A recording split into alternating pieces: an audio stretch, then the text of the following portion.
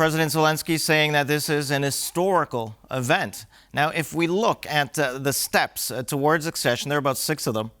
Here, they're at the 3rd. Now, all the steps began back in 2022. Here we're at 2024. Can we say that they're halfway? Can we expect maybe for full membership in 2 years, or is that out of the question? Look, I am an optimist, but that being said, I think this is one of those things where that last 20% is probably the 80% most difficult. It's pretty easy for folks to say, yeah, these guys are in a war, they need our help. Yeah, let's get them into the EU. And then there's going to be a lot of processes that are going to be, a lot of people meeting, a lot of commissions made, a lot of, forms to be filled out. I don't think this is going to be something that's going to be super speedy. Yeah, unfortunately not. All right, so let's take a look at how it took 2 years to get to this spot. What kind of conditions did they have to meet? Did both Ukraine and Moldova have to meet? And then this negotiation framework, what exactly will be negotiated here? Well, so I am not an expert on these negotiations, but what I want to do is I want to tell you in the big picture what this means. And I think what you've seen this month is Zelensky and the Ukrainians building a lot of coalitions. So what I see this as is this is not an opportunity for us to be really interested in the weeds of what it takes to get into the EU. I think, there's a war to be won here. And what we've seen is Vladimir Putin and you've got him with Kim Jong-un, and they're building coalitions. And I think this has been a month where Zelensky has gone around Europe and around the world and reinforced the coalitions that are behind him. So I think when you look at the big picture, that's what we're seeing. And, whether or not they can import Ukrainian honey to Slovakia is, I think, less of an importance. Certainly. Well, a lot of people saying that they're very worried that because Hungary will be taking the presidency in just 2 weeks. They're going to take it until the very end of the year. And, Hungary has been causing a lot of Ukraine for Hungary. Yeah. Do you expect Hungary to cause trouble? Listen, that's what Hungary does, right? Hungary, I think, maintains this idea that they're an empire. Their last real historical significance was more than 100 years ago.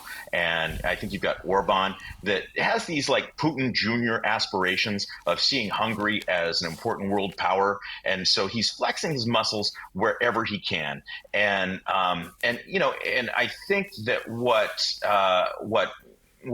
Orban does is he finds every opportunity where he can stick it to Ukraine. I mean, he must have like a team of people. There must be an entire department in his foreign ministry that studies ways to stick it to Ukraine because, he's always got something. And why do you think he's doing this? Is he doing it more to score points with Russia? Or to score points for himself and for his country? A lot of people say that he's doing this, so he can hold more cards in negotiations with the European Union. Yeah. I think that, I don't want to say that Orban is a Putin of Russia, but I'm sorry that Orban is a puppet of Russia. But look, it seems to me that when Orban's lips move, Putin's words come out. So I think that this is all about him maintaining power in Hungary. He's got someone within his coalition that's causing real problems. His party, Orban's party, really underperformed in the most recent elections. So he is now worried. It used to be that the people opposed to him were carrying EU flags. Now the people opposed to him are carrying Hungarian flags. So that's a real problem for him. So he's looking for those niche issues. He's looking to make an issue out of Ukraine, and he's looking to make the Russians happy so that they can continue to fund his efforts. All right. So you are in the camp that believes that he is receiving some kind of funding from Russia. I see. Yeah, I just think that it seems look, Viktor Orban has never met an autocrat he doesn't like.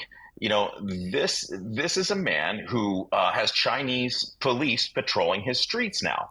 This is a man that after October 7th, he created a trade deal with the Iranians. And the rest of the world is trying to isolate Iran. The rest of the world is trying to keep Iran from growing their economy because Iran is causing so much trouble in the Middle East. Not Orban. Orban wants to help Iran grow their economy. And, he has sent nuclear scientists to Iran. So when I look at Viktor Orban, I don't see someone who is interested in a prosperous and peaceful EU or a prosperous and peaceful Middle East. So I just think he's a troublemaker, and there's a debate on the reasons why. I kind of think that there's a lot of oil dollars from Russia flowing his way. Well, I mean, one could. I mean, looking at the facts, I'm sure it's easy to make that assumption. Unfortunately, all right. Now let's. Yeah, I'd like to be proven wrong, Yeah. but that's what it looks like to me. All right.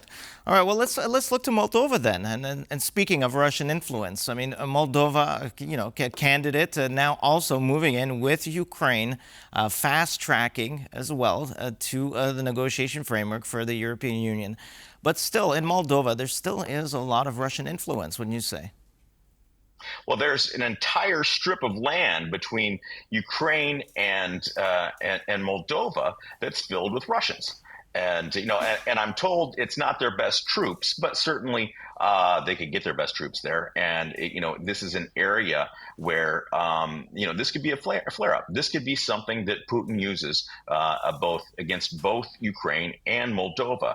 So I think that getting these two countries on the same track and on the fast track to the degree that's possible to join the EU, I think is something that further isolates Vladimir Putin and further, shows the world that there's a coalition of countries behind Ukraine, and that the world that cares about human life is coalescing behind Ukraine, and the world that where human life means very little, like North Korea, Iran, Russia, China. These are the countries that are coalescing against Ukraine and against Israel in the Middle East. And if we're not careful, Transnistria is just going to be one of many areas in the world where you're going to see a flare up. You're going to see a lot of problems. All right. And just a final quick question. In your mind, in terms of accession and the speed with which conditions can be met, who do you see performing better, Ukraine or Moldova? That is a good question. I think that Ukraine. Here's what I think. I think Moldova does not have the forces working against it that Ukraine does. There is. Vladimir Putin is not yet invading Moldova. I have not heard that Viktor Orban is putting the sort of pressure against Moldova that he is against Ukraine. So look, it's relatively easy to put Moldova in between the two countries, and so I think they've kind of, if there is one that's going to accelerate, they're a smaller country, it's easier, and so they could have the inside track. All right. Well, we'll continue this conversation, of course, at a later date. But for now, sir, thanks so much for joining us this evening. Pleasure speaking with you. Great to be with you. Thanks for having me on. All right. That was Stephen Moore, founder of the Ukraine Freedom Project.